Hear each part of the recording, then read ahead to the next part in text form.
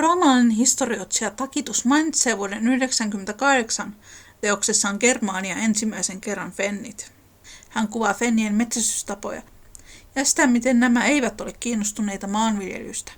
Kohtaisiko Tacitus tai hänen lähteensä itse pohjoisia kansoja jää mysteeriksi. Fenni sanana on todennäköisesti ollut laajemmin kattama termi, jolla on viitattu suomalais-ukrilaisia kieliä ja puhuviin kansoihin. Tacitus kertoo helluusella ja oksella ollen ihmisen kasvot, mutta villieläimen ruumis ja jalat. Vuonna 1983 historioitsija Tuomo Pekkanen antoi nimille kiintoisan selityksen. Hänen mukaansa oksi saattaa tulla karhun viittaavista sanoista ohto ja otso, ja helluusit germaniperäisestä hirveä tarkoittavasta sanasta elk, sekä kreikan hirveä tarkoittavasta sanasta ellos.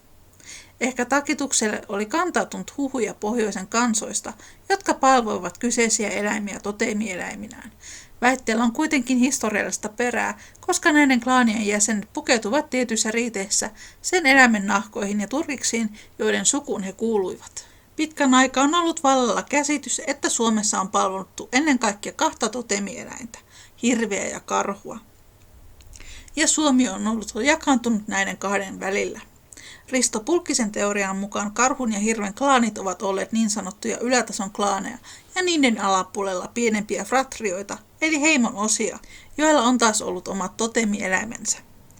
Perinteisesti on ajateltu, että länsisuomalaiset ovat olleet hirvikansaa ja itäsuomalaiset karhukansaa. Tätä on perusteltu sillä, että Karjalassa karhunlihan syönti on ollut tabu. Pulkkisen näkemys on päinvastainen. Hän ehdottaa, että länsisuomalaiset ovat olleet karhukansaa ja itäsuomalaiset hirvikansaa.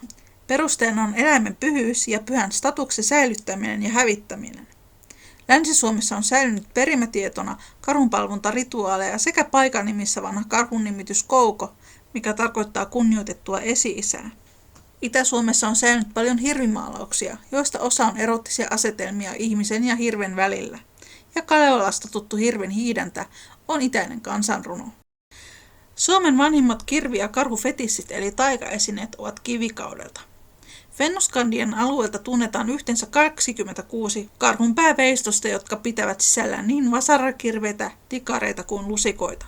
Suurin osa löydöistä ajoittuvat myöhäiselle kivikaudelle ja osa on löytynyt myös Suomesta. Suomesta on jonkin verran myös löydetty muinaisia karhujen luita ja hautaustavat osoittavat karhun hautausriittien ollen samankaltaisia, mitä ihmisen hautausriitit. Kuuluisin on Kouvolan Käyrälammelta vuonna 1987 löydetty 600-luvun keskittymä, joka löytyi suuren kiven ympäriltä 3 eri kohtaa. Kohteen tutkinut arkeologi Timo Miettinen on teettänyt nuoreksi yksilöksi määritellyn karhun luista ajoituksen, joka ajoittaa ne noin 8000 vuoden ikäisiksi.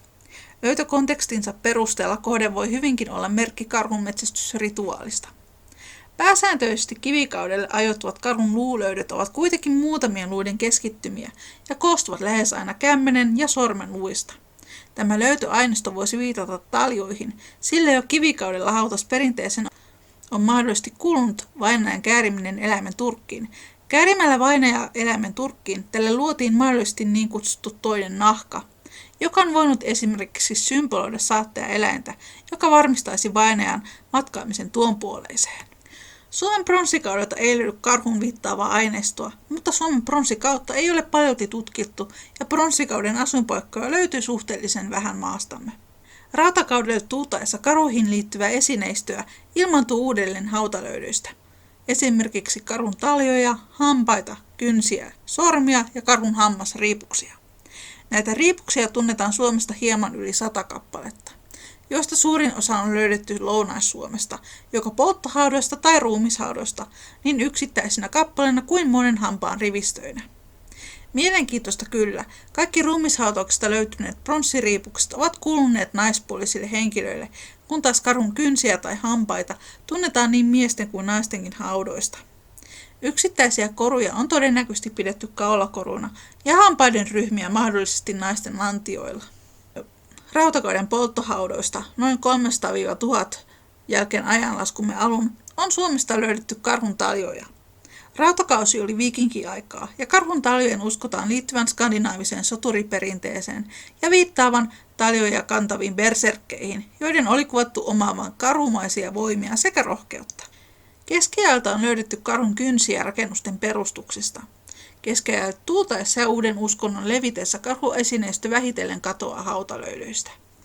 Pakanallinen ja kristitty maailmankuva elivät Suomessa pitkän aikaa rinnakkain. Erään 1600-luvulle ajoitetun torniolaistalon perustushirsien välistä löydettiin 9 karhun kynttä.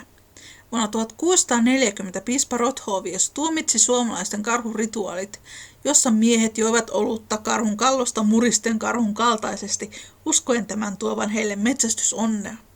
Kun taas niinkin myöhään kuin 1800-luvulla ortodoksinen kirkko on erikseen kieltänyt karhuntaljan käytön hautausten yhteydessä pakanallisena ja katolisena perinteenä. Kirkko myös kristillisti karhuntaljojen käyttöä asettamalla niitä esimerkiksi alttarin edustalle matoiksi. Tästä huolimatta karhun peijaessa suoritettavat rituaalit jatkuvat kuitenkin Itä- ja Pohjois-Suomen kansanperinteessä aina 1900-luvulle saakka. Karhun kansa on Suomessa toistaiseksi ainut viralliseksi uskontokunnan rekisteröitynyt pakanallinen yhteisö.